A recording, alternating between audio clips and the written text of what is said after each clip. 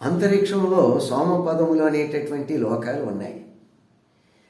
అక్కడ మరీచి అనేటటువంటి ప్రజాపతి పుత్రులైన అగ్నిశ్వాత్తులు అనేటటువంటి పితృదేవతలు వసిస్తూ ఉంటారు. అగ్నియందు హవిస్సులను సమగ్రముగా వేల్చినందున వాళ్ళు సమగ్రంగా యజ్ఞాలు కావించినందున వాళ్ళు అగ్నిశ్వాత్తులుగా ప్రసిద్ధి పొందారు. అగ్నిశ్వాత్తులు దేవతల చేత కూడా ఆరాధింపబడుతూ ఉంటారు. వీళ్ళకు ఒక మానస పుత్రిక ఉంది. పూర్వం వీళ్ళు ఆచ్యోద అనేటటువంటి సరస్సుని సృష్టించారు. ఈ అమ్మాయి పేరు కూడా ఆచ్యోద. ఈ అమ్మాయి ఆ సరోవర తీరాన 1000 సంవత్సరాలు తపస్సు చేసింది. అందుకు మెచ్చుకున్నటువంటి ఈ పితృదేవతలు ప్రత్యక్షమై గొప్ప తేజస్సుతో, గొప్ప దివ్యమైనటువంటి ఆభరణాలతోనూ, దివ్యమైన వస్త్రాలతోనూ, దివ్యమైన అలంకారాలతో ప్రత్యక్షమవుతారు.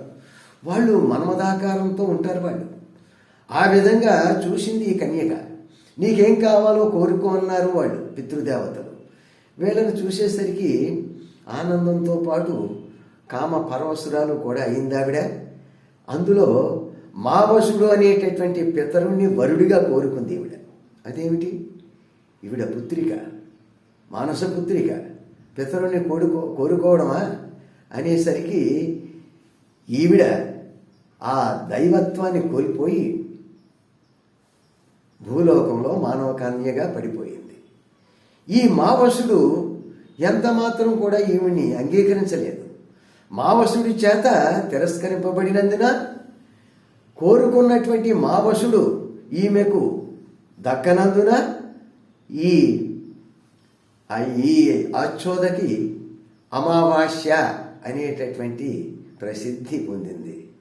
అంచేతనే ఈ పితృదేవతలు అమావాస్య అనేటటువంటి తిథినందు ఈవిడి మీద ఇంకా ప్రేమాభిమానాలు ఏమాత్రం తగ్గలేదు కాబట్టి అంచేత అమావాస్య తిథి నాడు సమర్పించినటువంటి ఆహార పదార్థాలు ప్రీతితో ఈ పితృదేవతలు స్వీకరిస్తారు అనేటటువంటి విషయం మన కావ్యాలు స్పష్టం చేస్తూ ఉంటాయి.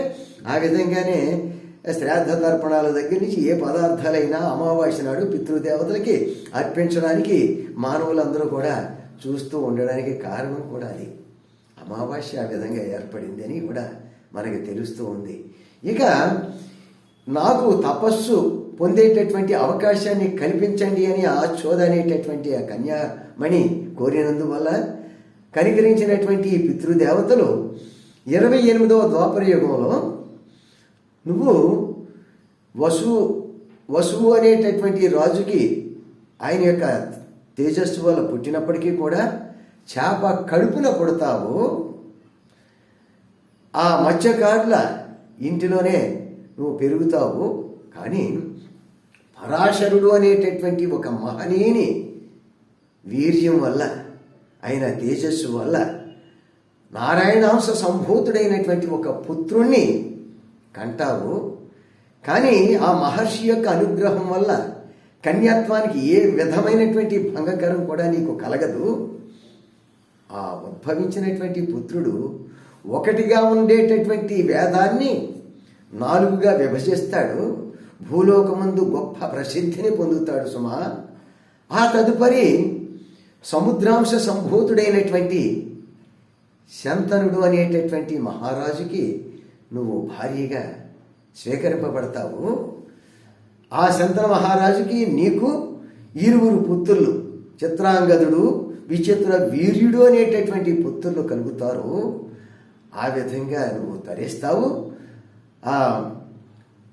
ఆ విధంగానే భరత వంశానికి నువ్వు కూడా ఆ వంశం ప్రవర్ధిల్లడానికి నువ్వు ఎంతగానో దోహదపడతావు సుమా అంటూ ఆ వరాన్ని ఇచ్చి నదీ స్వరూపాన్ని కూడా దాలుస్తావనేటటువంటి ఆచ్యోద అనేటటువంటి పుణ్య నదిగాను కూడా నువ్వు రూపుదాలుస్తావు. తదుపరి ఈ లోకంలో, ఈ పితృదేవతల లోకంలో అష్టక అనేటటువంటి నదితో నువ్వు ప్రసిద్ధి పొందుతావు. ఆ విధంగా నువ్వేమీ భ్రష్టురాలు కావు సుమా అని చెబుతారండి. మనకి శంతనుడు అంటే సముద్ర యొక్క అంశస్వరూపుడని చెప్పబడింది. ఈయన నదులకు భర్త సముద్రుడు.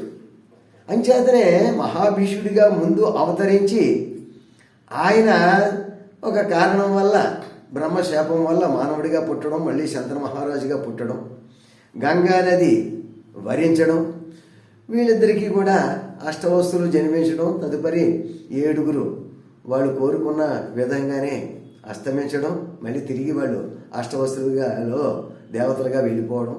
ఇక 8వ వాడైనటువంటి అబ్బాయి, ఆ శిశువు గాంగేయుడిగా ప్రసిద్ధి పొందడం, తర్వాత భీష్ముడిగా సుప్రసిద్ధుడై ఆ మహాభారత కావ్యంలో మనం గ్రహిస్తాము. కృష్ణ భక్తుడు కూడా ఆయన గాథ కూడా మనకి తెలుసు. కానీ ఇక్కడ మనం గ్రహించాల్సింది ఏమిటంటే, సమస్త నదులకు కూడా భర్త సముద్రుడు. ఈయన సముద్రాంశ స్వరూపుడు కాబట్టి శంతనుడు ముందు గంగానది చేత వరింపబడ్డాడు. కొన్నాళ్ళ పాటు కాపురం చేశారు ఇద్దరు కూడా. కొన్ని కారణాల వల్ల గంగాదేవి విడిచి వెళ్ళిపోవడం, తర్వాత నదీ స్వరూపురాలైన ఈ సత్యవతిగా అవతరించడం, ఈ సత్యవతి మీద ఆయనకి మక్కువ కలగడం, వాళ్ళిద్దరూ మళ్ళీ భార్యాభర్తలు కావడం, అంటే సముద్రుడికి నదులకి ఉండేటటువంటి ఆ అనుబంధం ఆ విధంగా ఏర్పడడం. ఇక మనకి మహాభారత కావ్యానికి ఇద్దరు కూడా దోహదపడ్డం మనందరికీ కూడా తెలిసినటువంటిదే. ఇది మత్స్య పురాణంలో ఉంటుందండి ఈ గాథ. అంచేత మనకి పురాణేతిహాసాలకి అనేకమైన విధాలుగా అవినాభావ సంబంధాలు కలిగి ఉంటాయి. అవి మన పురాణ ఇతిహాసాల యొక్క ఘనతాన్ని మీకు మనవి చేస్తూ